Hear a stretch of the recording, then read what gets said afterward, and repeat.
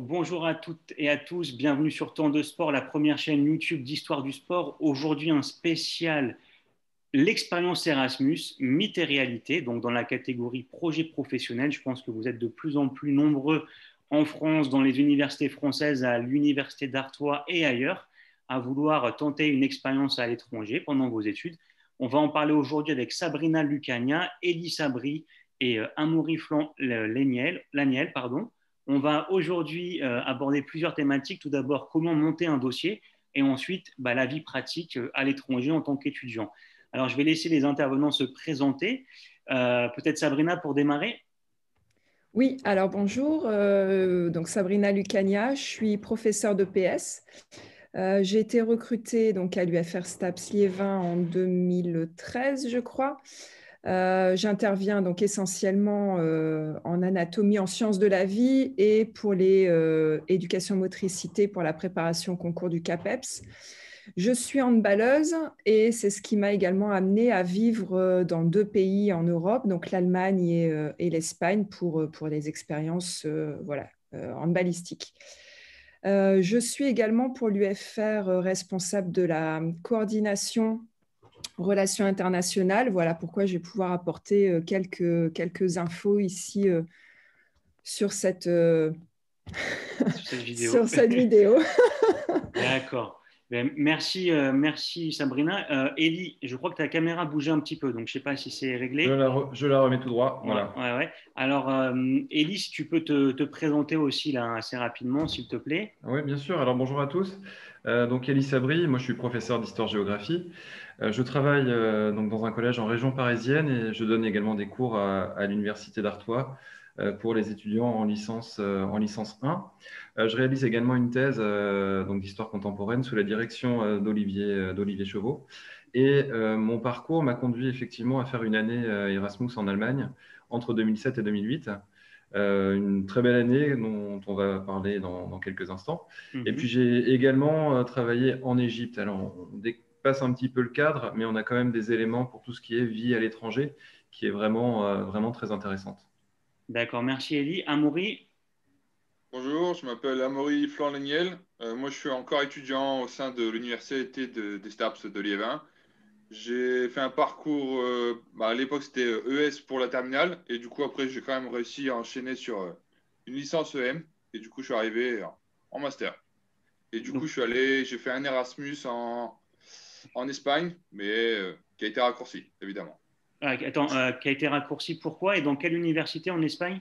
J'étais dans l'université globale de Saragossa, mais sinon j'étais à Huesca, et il a été raccourci à cause du Covid. D'accord, donc tu vas nous en parler. Alors, comment monter un dossier, peut-être Sabrina, comment monter un dossier quand on est étudiant en L1, en L2 ou en L3? Alors déjà, première chose, ça serait intéressant pour les étudiants de suivre, il y a souvent des réunions en début d'année, en octobre ou en novembre, réunions d'information, où on présente généralement le service des relations internationales, où on présente également la manière dont on peut déposer un dossier. Ensuite, il faut rencontrer un responsable, un coordinateur. Donc, pour le STAPS de Liévin, effectivement, je m'en charge. Mais voilà, il faut absolument avoir un échange avec ce coordinateur pour avoir un petit peu toutes les infos. Donc, généralement, le dossier se prépare je parle pour nous, à l'université d'Artois, se prépare en numérique. Donc, vous avez, en tant qu'étudiant, tout un tas de renseignements à déposer sur une plateforme numérique. Faire des choix, plusieurs choix d'université, préparer les quelques enseignements visés, le parcours choisi. Et ensuite, il y a toute une démarche qui débute avec un accord ou non de l'université d'échange. En général, pardon. Vas-y, oui, dis-moi. En général, il y a des partenariats qui existent déjà, non, entre certaines universités. Alors, on ne peut pas partir dans n'importe quelle université. Il faut que notre université d'accueil soit un des partenaires à notre université. Donc, effectivement, là, il y a un listing qui existe pour chaque université. Et par exemple, pour l'université d'Artois, de tête, hein, il y a des partenariats, donc vers quelle université Alors, on n'est pas très riche, hein, on n'est pas encore très fourni, on y travaille. Il y a une université donc, en Espagne, Saragossa. Il y a une université en Belgique, pas très loin de chez nous. Donc, on verra un peu les avantages de peut-être choisir de partir, mais en restant très proche de chez nous. Et deux autres, alors attendez que je me souvienne, une en Roumanie, j'ai plus exactement le nom de l'université, et une dernière. Bon, sinon, ça va revenir, mais en tout cas, on voit que c'est en train de se développer, quoi qu'il arrive. Voilà, donc le service, oui, c'est. Ça me revient. Ouais. Le dernier échange n'est pas Erasmus, c'est un autre programme d'échange qui s'appelle BCI et qui est en lien direct avec le Canada. Donc voilà, on est un petit peu hors Europe. On a eu des étudiants qui nous ont plusieurs fois sollicités, hein, d'ailleurs, voilà, de Liévin. Alors, Élie et Amaury, comment vous, de votre côté, vous aviez monté, donc Amaury, je pense que c'était les démarches indiquées par Sabrina à l'université d'Artois, mais toi, Élie, tu avais fait comment? Donc c'était en quelle année déjà? Moi, c'était en 2007, c'était avec l'université de Poitiers. Donc là, effectivement, je suis parti dans une des universités qui était partenaire en fait de cette université, donc l'université de Heidelberg en Allemagne. Ce que je me souviens, c'est que c'est des démarches qui sont assez longues, donc il faut se positionner. En général, ça prend 8 mois parce que bon, voilà, il y a pas mal de choses à présenter. Il faut également réfléchir à quel moment dans son cursus on doit partir. Donc moi, j'ai pris le parti. Alors, je me suis posé la question, est-ce que c'était mieux de partir en N3 ou peut-être en Master 1 et finalement, en Master 1, ça me semblait judicieux puisque je suis parti sur un projet de recherche, notamment sur le sport en Allemagne. Et donc, il y avait une idée qui était assez pertinente. Donc, pour les étudiants, l'idée, c'est de trouver peut-être un cheminement qui soit pertinent dans le cursus d'études pour que ça soit un complément assez évident. Donc après, la L3, c'est souvent ce qui se passe en général, quoi. Mais voilà, faut que ça corresponde au parcours de chacun. D'accord. Et le choix de l'université aussi, parce que quand même, toi, par exemple, Amaury, donc l'Espagne, pourquoi?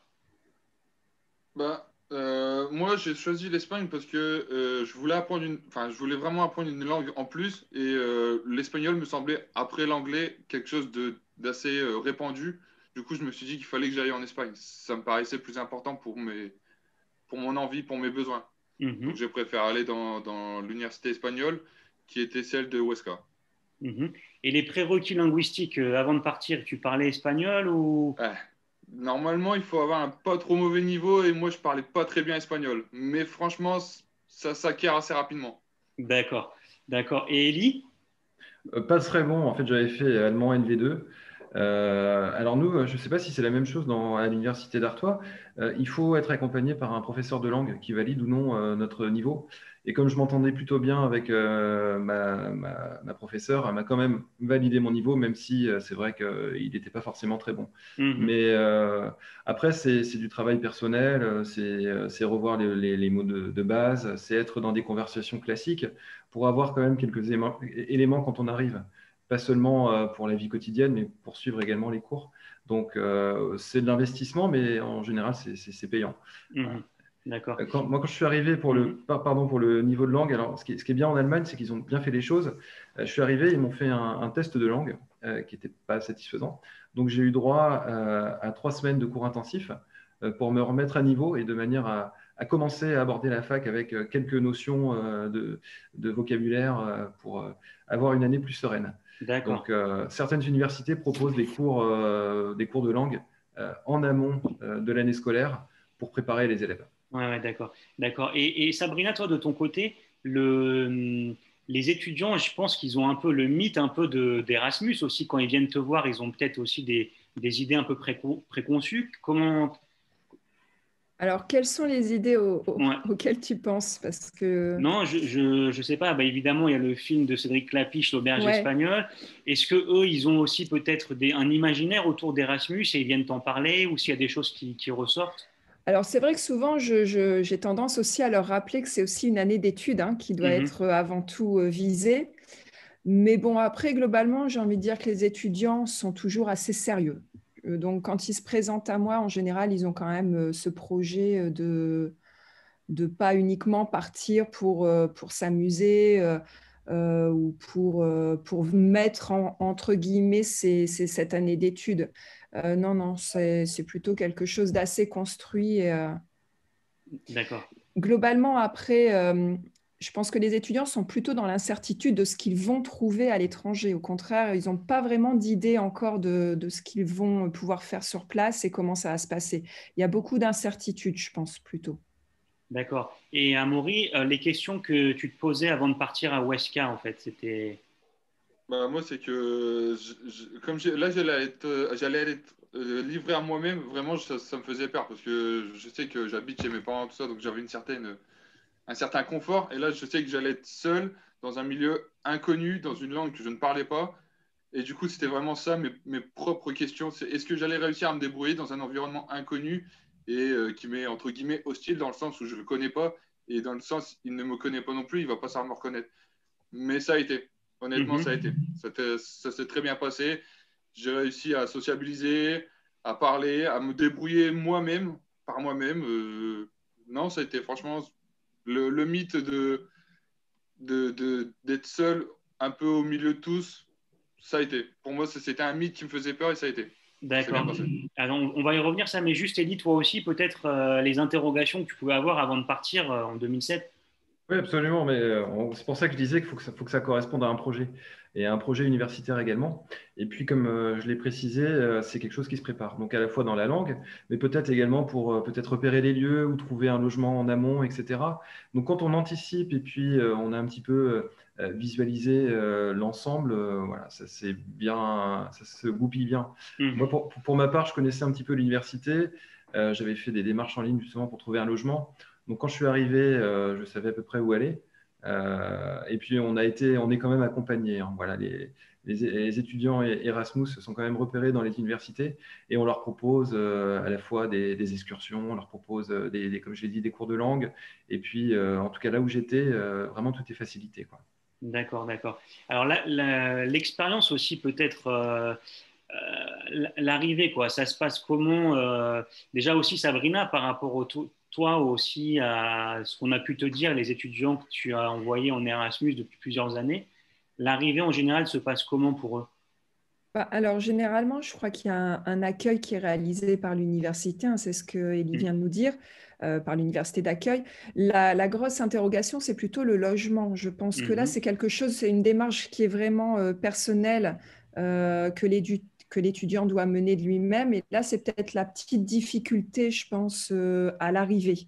Après, globalement, la prise de contact avec l'université, la découverte des lieux, la vérification des cours parce on fait un choix de planning de cours et en arrivant là-bas, il y a toujours à réajuster parfois quelques cours qui pourraient avoir bougé en horaire ou en contenu. Donc, on vérifie aussi l'étudiant est suivi par rapport à tout ça.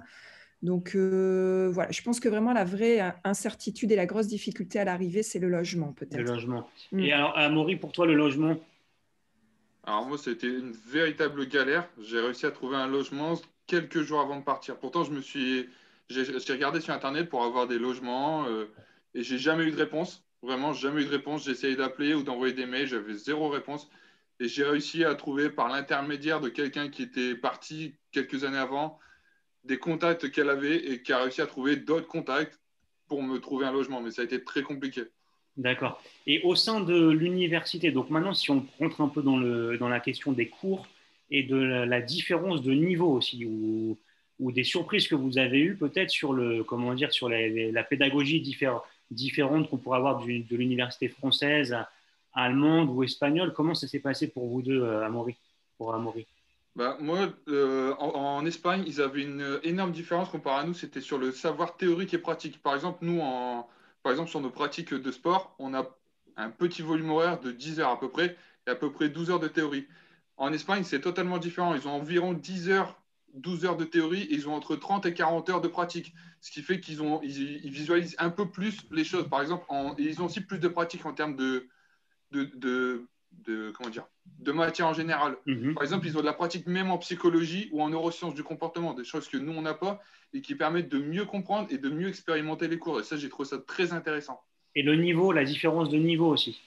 Parce que ça aussi, on peut se poser la question. Les étudiants, ils se disent, ah, peut-être pas, je vais galérer, etc. Alors, comment ça s'est passé? Bah, honnêtement, après, c'est parce que j'étais déjà en L3, donc j'avais déjà pas mal de contenu, mais j'ai trouvé que c'était pas si difficile que ça. Vraiment, le niveau du contenu en soi était pas si difficile et moi, j'avais l'impression de voir des choses un peu plus complexes et plus précises en France. Donc, au final, j'étais un peu dans une sorte de confort.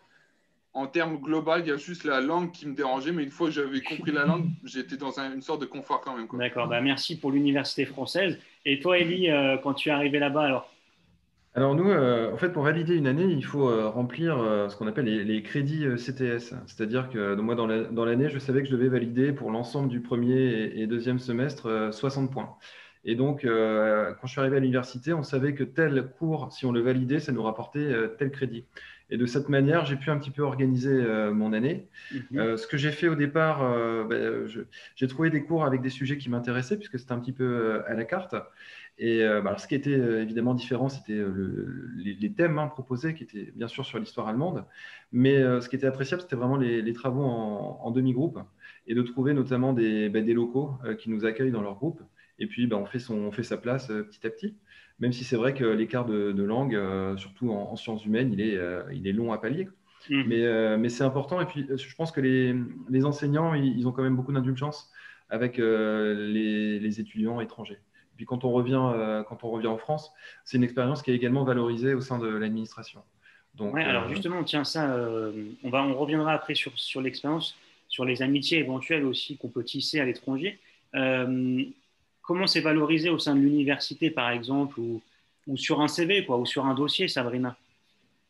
Alors, pour nous, on avait pris, par exemple, pour les L3 EM qui décident de partir en Erasmus, on leur garantit l'accès au master. Tu sais, il y a un certain nombre de places pour le master MIF maintenant. Je crois 2 fois 35 places, donc 70 au total. On leur garantit cette possibilité d'accéder déjà dans le contingent retenu. Donc, c'est un avantage, c'est une valorisation qui est claire, enfin, qui est certaine. Après, au niveau de la valorisation, il n'y en a pas vraiment d'autres. Je réfléchis, mais nous, si tu veux, quand on reçoit les notes, on les reconvertit dans notre format à nous. Parfois, c'est une notation par lettre. Parfois, c'est une notation sur 10. Donc, nous, on recalque par rapport à notre note sur 20. Mais non, après, je ne vois pas d'autres avantages, hormis pour les EM, cette place acquise en master. Mais les avantages, Elie, par exemple, alors peut-être pas pour décrocher un concours public national, mais je veux dire d'avoir fait Erasmus, qu'est-ce que ça t'a apporté? Et même dans le regard des autres, quoi, quand tu dis que tu as fait Erasmus, qu'est-ce que… Alors, c'est déjà le regard qu'on peut poser sur toi, ça veut dire que on te voit comme quelqu'un qui a su faire une démarche, voilà, comme quelqu'un qui est capable de prendre des initiatives, capable de se débrouiller sur un an. Donc, en fait, c'est un petit peu induit, mais c'est l'image que ça peut renvoyer de ta personne. Mais ce qui était intéressant, c'est tout ce qui est pour l'expérience CV, pour postuler, etc. Ça représente un vrai plus. Et tu parlais par exemple des concours, où moi j'ai eu certains postes l'été, des jobs étudiants. Le fait d'être parti, le fait de maîtriser une langue, ça m'a ouvert certaines portes. Ouais. Donc, oui, pardon. Non, je t'en prie. Donc ça t'a ouvert certaines portes. Oui, absolument. Et puis même après dans l'enseignement, etc., c'est toujours une corde supplémentaire à son arc. Et oui, peut-être aussi le sens de l'adaptation aussi qui a dû beaucoup se développer, Amaury, quand tu es arrivé là-bas. Parce que là, les amitiés, on peut en parler aussi, comment tu es arrivé dans un milieu qui n'était peut-être pas hostile comme tu l'as décrit, mais au moins inconnu. Ouais, non, mais c'est ça que je voulais dire. C'était pas hostile, me dire, c'était vraiment… C'est être plongé dans l'inconnu, quoi. C'est une culture différente, c'est une langue différente, c'est un mode de vie différent. Je l'ai vu, par exemple, c'est peut-être petit comme ça, mais ils sont très décalés par rapport à nous, les Espagnols. C'est-à-dire, ils mangent vraiment tard, ils font des choses beaucoup plus tard que nous. Donc ça m'a été bizarre. Enfin, c'est pour ça que je disais hostile. Mais ouais, non, les amitiés, ça a été. Enfin, j'ai pas trouvé ça différent de la France. Ça s'est fait naturellement. Et toi, en plus, donc, tu as vécu en fait un Erasmus finalement un peu court. Tu vas nous raconter? Oui. Bah, je suis parti un mois. Je suis parti à partir de février et je devais rester normalement jusque fin juin. Et malheureusement, avec la crise sanitaire, j'ai dû rentrer début mars. Donc, du coup, je suis resté qu'un mois. Mais en un mois, j'ai quand même fait pas mal de choses. J'ai appris pas mal de choses et j'ai connu aussi pas mal de gens. Donc, je me dis que c'était une bonne expérience quand même, c'est clair. C'était une courte, mais c'était une très bonne expérience. D'accord, d'accord, d'accord. Alors, des Alors, questions un peu. Oui, vas-y, pardon, ouais, je Sabrina. me permets, il y a aussi Morgane qui est partie l'année juste avant à Maury, Morgane Brass, que j'ai eu, que j'ai régulièrement au téléphone, qui accepte régulièrement que je transmette son expérience. Elle est restée une année, elle, pour le coup, et elle a encore beaucoup de contacts sur place. Elle retourne de temps en temps voir les personnes avec qui elle a lié d'amitié.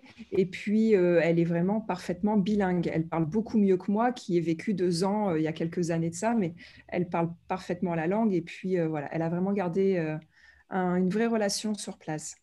Entendu, entendu. Et alors, des questions un peu pratiques. La sécurité sociale, par exemple, comment ça se passe? Parce que là, on se pose des questions. Alors, Tu pars à l'étranger. Amaury, je me souviens plus trop, tu sauras peut-être mieux. Moi, je m'occupe plutôt de l'aspect pédagogique pour les échanges. Tout ce qui est logement, sécurité sociale, tout ça, c'est le service à Arras. Alors, je ne peux pas trop répondre à ce niveau-là. Est-ce que tu te souviens, toi, Amaury?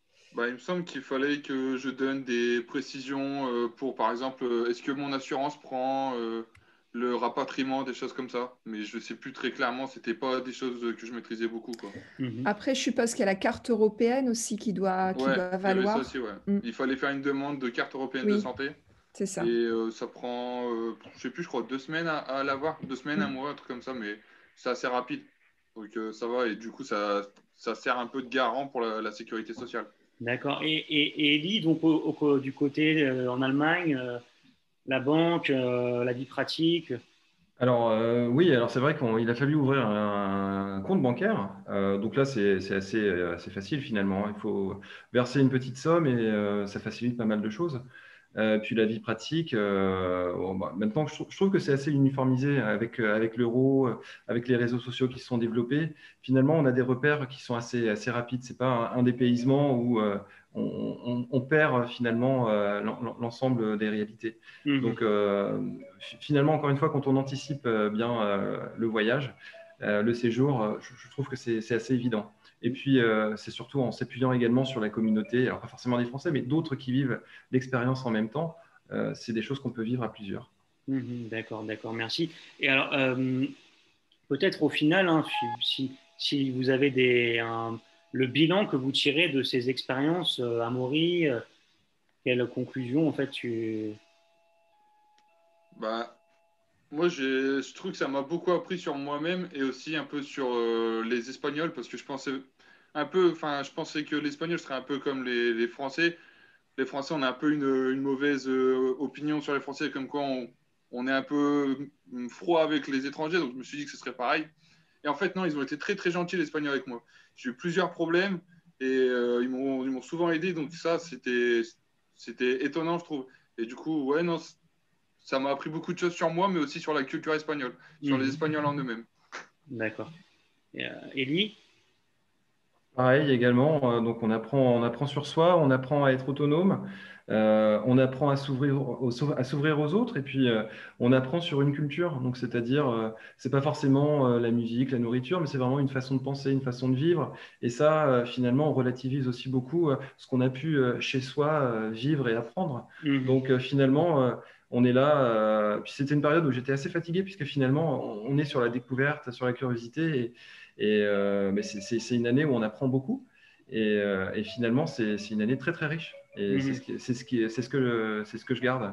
Et puis, la chance également de conserver quelques amitiés, de comparer des systèmes universitaires, des façons de vivre. Donc ça, c'est super. Ouais, j'ai touché un petit peu à ce que tu dis sur cette fatigue.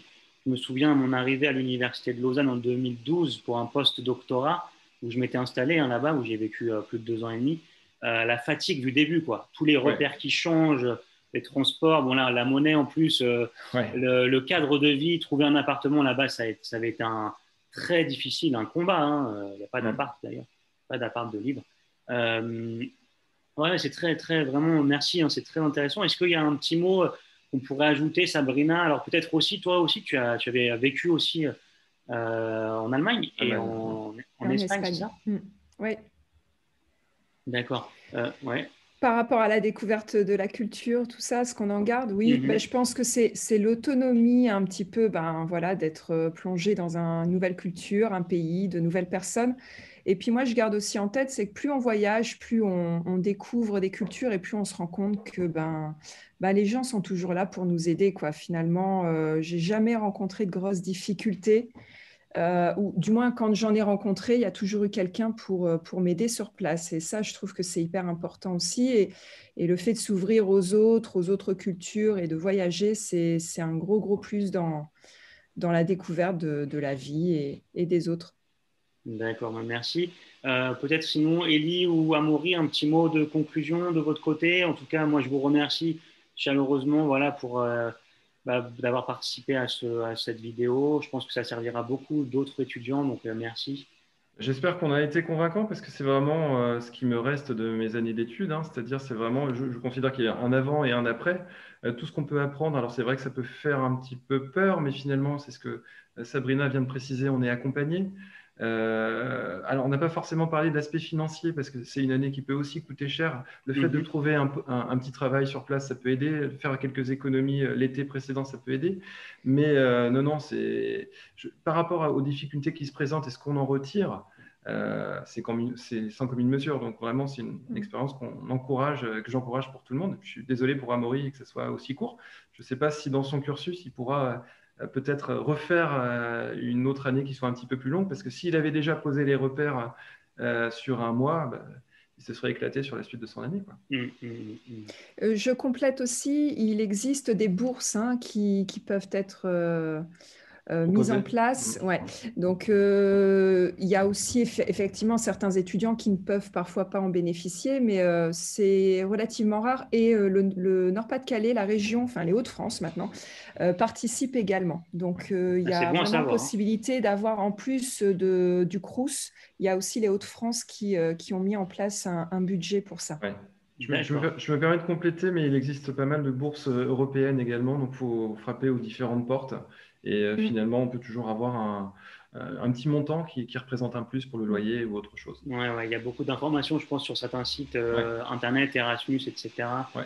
Donc, il y a même une bourse qui est donnée, je crois, d'entrée du fait d'être en Erasmus. Il y a une bourse Erasmus+, qui fait que d'entrée, on a quand même une aide. Ouais. Si je peux me permettre, j'étais aux alentours de 500 € d'aide. Avec toutes les bourses que j'avais un peu à droite à gauche. Mon loyer était de 300 € à l'époque, donc c'était bien. Voilà. Je n'avais pas besoin de plus, c'était déjà énorme. Ouais, bien sûr. D'accord, je vous remercie tous les trois. Et voilà, je vous remercie. J'espère vraiment que cette vidéo aura été utile et sera utile. Donc merci et bonne continuation à tous les trois. À bientôt. Je me permettrai juste, si vous le permettez, je laisserai vos adresses email sous la vidéo pour qu'éventuellement, s'il y a des questions du public, qu'ils puissent directement vous contacter, si ça vous convient, bien sûr. Oui, pas de souci. Et voilà, donc un grand merci et à bientôt sur Temps de Sport. À bientôt. Merci. Au revoir. Partagez, commentez, abonnez-vous, car enseigner, c'est répéter.